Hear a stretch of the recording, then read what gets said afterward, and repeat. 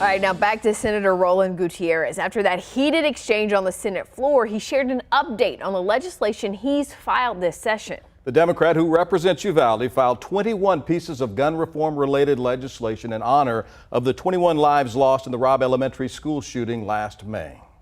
KVUE's Natalie Haddad is live at the Capitol with more on this. Natalie?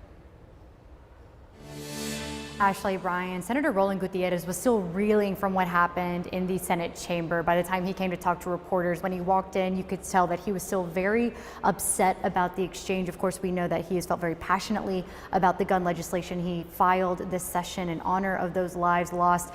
But he did eventually make it to us to speak with reporters. He said there was unfortunately no update to really give on the pieces of gun legislation because he says the lieutenant governor lives in, quote, a fantasy land.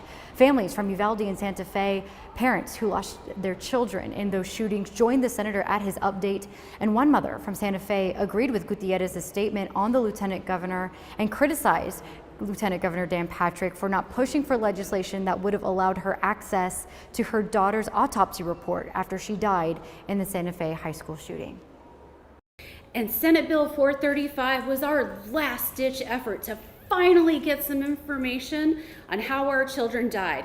And you decided to blast that just out of the water. They can talk about drag shows and they can talk about nonsense, but at the end of the day, we are not protecting our most precious asset, and that is our children, because they choose to do so. Leadership in this building, we are probably nowhere.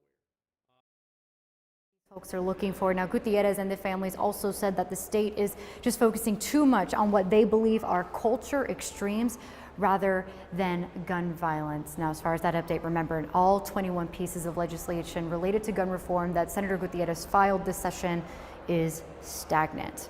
I'll send it back to you, Brian and Ashley.